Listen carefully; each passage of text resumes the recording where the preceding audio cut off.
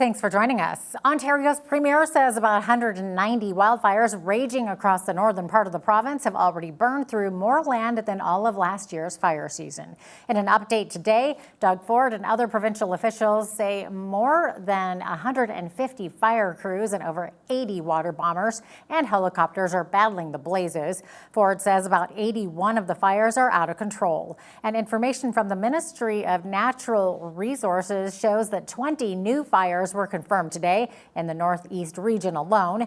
He says 10 northern communities have already been evacuated or have evacuations underway, and 4 more are preparing for possible evacuations.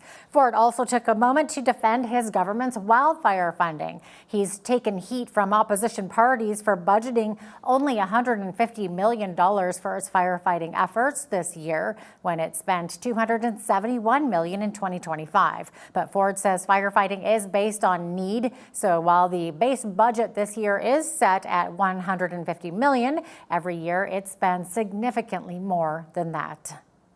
What I find despicable and disgusting, that opposition would politicize the amount of money being spent and going out there and putting false information out.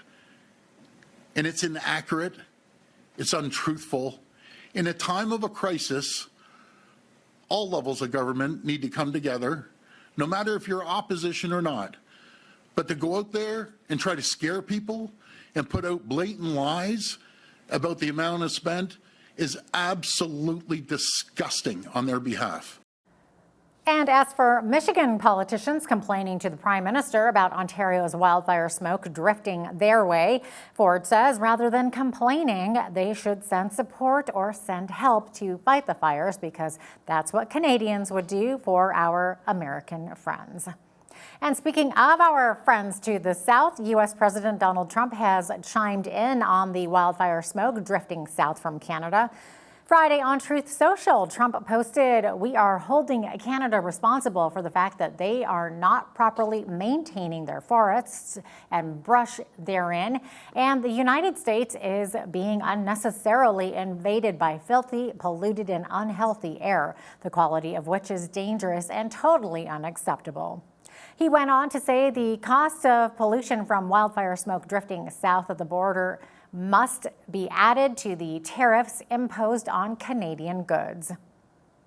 Back to the real fires on this side of the border in British Columbia. The number of active wildfires spiked for a second straight day after thunderstorms rolled through parts of the province's south overnight. The BC Wildfire Service says there are about 50 active wildfires in the province, up from around 30 a day earlier, with about 27 new blazes starting in the last 24 hours. The jump comes after lightning overnight in Metro Vancouver and BC's southern interior.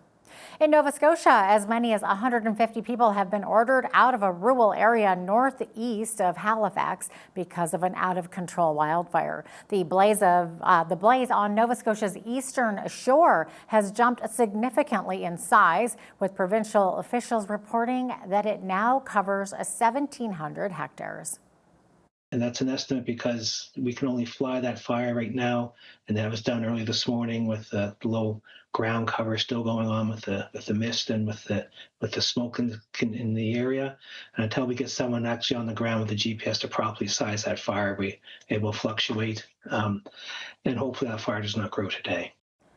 Environment Canada has air quality warnings in place for a wide swath of the country, including southern Ontario, where millions of people are being choked out by thick, gritty air. The weather agency says smoky skies could persist into the weekend. And with all this smoke, experts are raising concerns about how it can affect the human brain. Dr. Bhavini Gohel, a clinical associate professor at the University of Calgary, says increasing exposure to harmful particles can lead to cognitive decline. right now we're seeing sort of air quality at sort of high risk, very high risk, which actually doesn't align with what the WHO standards are. So we're probably in sort of severe state right now with the air quality. And the particulate matter, which is the PM 2.5, what happens is it sort of, you can either sort of breathe it in through the lungs and it crosses the blood-brain barrier, or you can actually sort of inhale it through the nose as well, and then it goes straight to the brain.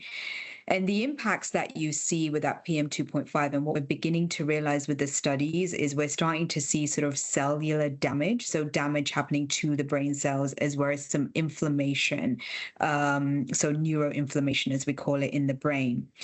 And as a result of that, what we're seeing is sort of a cognitive decline. So normal individuals will feel foggy, focus won't be there, attention will be a problem. But in terms of the long-term risk, what we're starting to see is dementia. There is more and more studies coming out there that saying that, more exposure leads to dementia. And we know that it now is a risk factor for leading to dementia. Federal authorities say they're looking into whether Canadian National Railway broke the law after a crew was temporarily trapped by a wildfire in northwestern Ontario. A video of the incident widely shared on social media showed orange and red flames closing in on the train near Armstrong, Ontario, earlier this week, as trees burned on both sides of the tracks. Transport Canada spokesperson Hikam Ayong says the government is conducting follow-up oversight to determine whether CN failed to comply with the Railway Safety Act. The department says it continues to work with Employment and Social Development Canada to determine whether health and safety violations also occurred. One of the key figures in the 2022 Freedom Convoy protests could be facing more punishment. Pat King will be resentenced after the Ontario Court of Appeal sided with Crown prosecutors who argued his original punishment was too lenient. King was convicted on 5 criminal charges but acquitted of intimidation and obstructing police. But in a decision released today, the Court of Appeal overturned the acquittal on intimidation. Now that it's been ruled a conviction, a sentencing hearing will be held later this year in Ontario Superior Court. King posted this reaction on X. This is absolutely insane.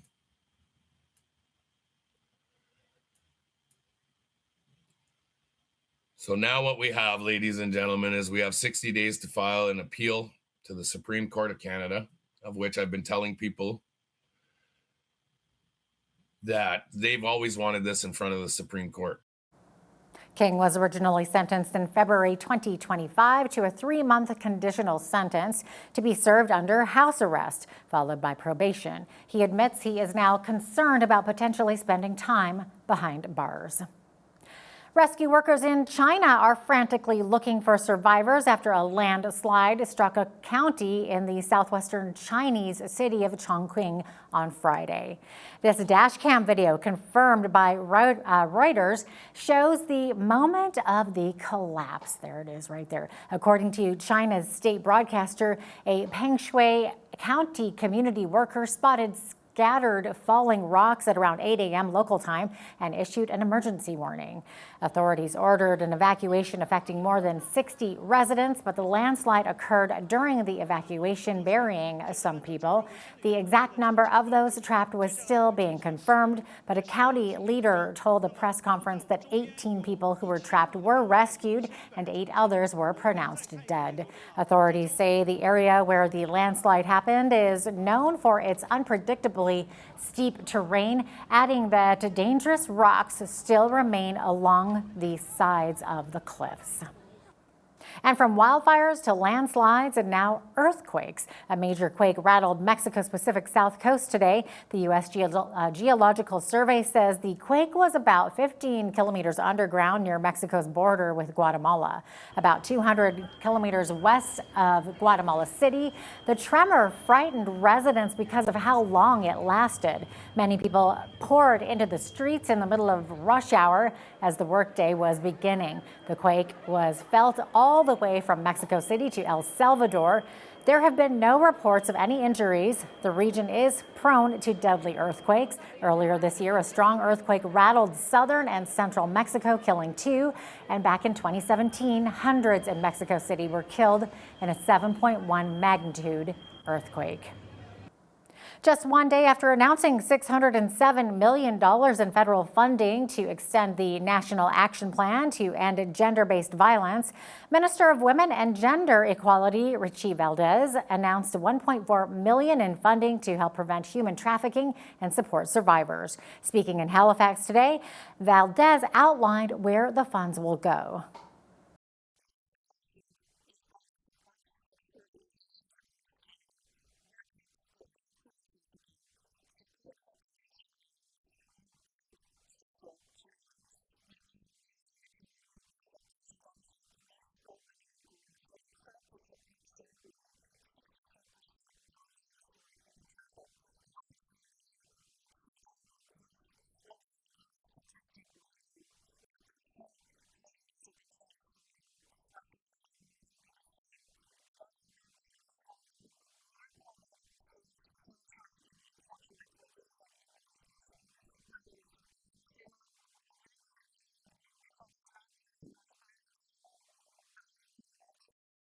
Of the 6 groups receiving funding, 2 are community organizations in Nova Scotia. The others are in Vancouver, Winnipeg, Windsor, Ontario, and St. John's, Newfoundland.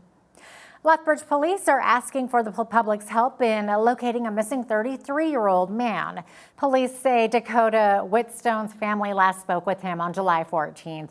Ongoing efforts to locate him have been unsuccessful, and police are concerned for his well-being. Dakota is approximately 5'11" and weighs about 200 pounds.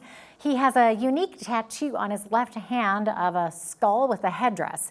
Anyone who has seen Dakota or has information on his whereabouts is asked to contact police at 403-328-4444.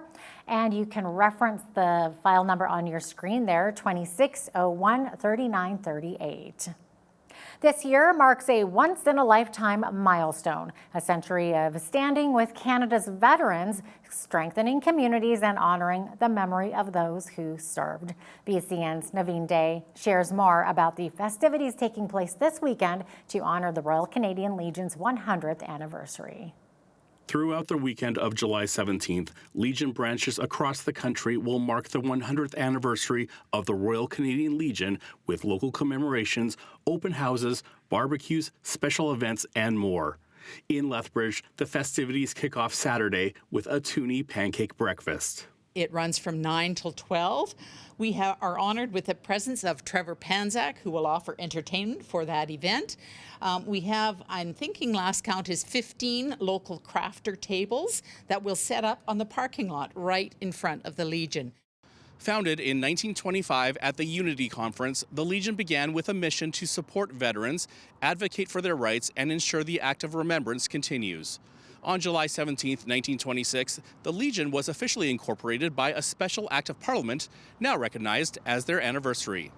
Looking to the years ahead, co-chair of branch communications for Lethbridge's General Stewart Branch Number 4, Glenn Miller, says he wants to see the Legion operate at a sustainable level so that future generations will never forget the sacrifices so many Canadians made. If you think about, my grandkids, Grandpa was in the Army. And when I talk to other kids in schools, their grandpas were in the Army, and that's all they know. And so we have to, as parents, educate the people about the importance of remembrance and what is the poppy and why do we wear it? Not just for our own families, but for new immigrants too. They don't know. And so it's everyone's responsibility as Canadians to help educate and honor that actual ultimate sacrifice that was paid. In celebration of the Legion's 100th anniversary, all new members can join the Royal Canadian Legion for free. You can register for a membership by visiting legion.ca. For Bridge City News, I'm Naveen Day. Thanks so much for that, Naveen. Driving on gravel roads in southern Alberta can be a dusty experience. Lethbridge County has launched a pilot project to test a new dust suppression method that officials hope will improve road quality while reducing dust and maintenance. The pilot will be tested on a 1 kilometer section of Township Road 9-2 east of Highway 512 at Stafford Lake Estates. This is a trial where we're using this technique, and what it is it's a road treatment that mixes a calcium chloride based product known as MG30 directly into the gravel road structure. So instead of just treating only the top surface layer of a gravel road for dust suppression, it actually provides road stabilization and dust suppression. And so it will go up to 6 to 12 inches into the road surface, and then we shape the road and compact it. The expected benefits are less dust during the peak summer traffic, a more stable road and consistent driving surface, improved drivability overall, which means less rutting and washboarding. The potential for this deep stabilization product to last beyond just a single season. That's really what we're looking for. The road will remain open during construction, but the speed limit has been reduced to 30 kilometers per hour. Construction surrounding the Whoop Up Drive and Scenic Drive interchange has entered a new phase. Work has increased along the eastern lanes of Scenic Drive all the way to 3rd Avenue. The sidewalk and bus stop along the 300 block are closed to pedestrians as it's been stripped by construction crews to add a 3rd lane for northbound motorists. Drivers are asked to use caution and follow posted signage. With the rest of the interchange improvements, work is expected to finish in November. Earlier this month, Lethbridge hosted the prestigious Taekwondo International World Cup at the Trade and Convention Center. And one young local woman was one of many who got to clinch a gold medal on home soil. Paige Huppelhauser, who trains with champion Taekwondo, took gold in continuous sparring in her group of women aged 18 to 39, competing alongside 15 other members with champion. Huppelhauser says her instructors have been very supportive leading up to the tournament. Well, they give you positive feedback, or actually not always positive feedback. Sometimes they're giving you like positive criticism is what I'm trying to say. It's, you know, you take that and you run with it and you work on it and you just know what you need to do to change and get better. It means a lot because it just means your training is paid off. And, you know, my instructors are really great. You know, they're really encouraging, really motivating. It was really exciting, especially because it was a Worlds tournament, like Worlds, I guess. Like it was like big, you know? So it was really exciting to win gold. Like it was give me a sense of pride. I just think it's really wonderful to have such a huge event here locally, and I just love all the positive attention it's been getting. I've met a lot of really, really interesting and wonderful people from all over the world. I competed against some very really talented martial artists, and everyone else did, and it's just great to see the rewards of all that hard work, but also to walk away with a positive learning experience as well. In total, 6 from the champion Taekwondo took home medals, including 2 other gold medalists who will be competing in Spain later this year at another Taekwondo World Cup. And all the best to them, of course. Sean Haney here with realagriculture.com. Wheat has long been the backbone of prairie crop rotation. But while crops like corn and canola have enjoyed real massive genetic yield leaps over the last few decades, wheat yields have largely, they just haven't kept up. And they need to long-term if wheat is going to maintain the acreage that it currently has in the Western Canadian prairies. That could be about to change, potentially. Bayer has announced an exclusive licensing agreement with French seed company RAGT Group, paving the way for hybrid wheat to launch in North America by the early 2030s. But combining European genetics with Bayer's existing Westbred franchise, the plan is to introduce both spring and winter hybrid varieties soon. The promise is it's big. There's been a lot of talk about hybrid wheat for a long time. They're talking about a 10% yield bump over conventional open pollinated wheat varieties, along with sturdier root systems designed to handle the drought and heat stress that prairie growers outside of 2026 know all too well. It's a massive play in the seed tech space and a clear signal that the race to modernize the world's most critical staple crop is finally potentially heating up. For Bridge City News, I'm Sean Haney with realagriculture.com. The owners of the Port of Churchill in northern Manitoba say grain is set to move through the terminal for the first time since 2020. Arctic Gateway Group says the restart of grain shipments is another step toward revitalizing the deepwater Arctic port. The Indigenous-owned company says that along with grain, the port will ship potash, zinc, and supplies destined for Nunavut. The port used to ship hundreds of thousands of tons of grain a year before dwindling volumes led to the port's closure in 2016. The federal and Manitoba governments have together committed hundreds of millions of dollars towards the renewal of the port and the Hudson Bay Railway that leads to it. And now here's a look at today's markets. The TSX was down 76 to 35,263. The Dow was down 406 to 52,146. The S&P 500 was down 76 to 7,457, and the Nasdaq was down 361 to 25,520. West Texas Intermediate Oil was up 358 to 82.53 US per barrel. Natural gas was up 5 cents to 291 US.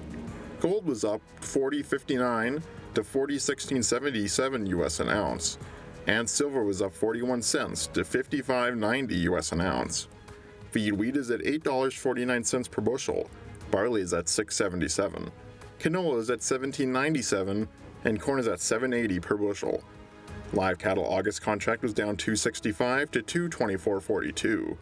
Feeder cattle August contract was down 65 cents to $345.95. Lean hogs August contract was up $1.37 to $101.65, and the Canadian dollar was up over the past 24 hours and currently sits at 71.30 US.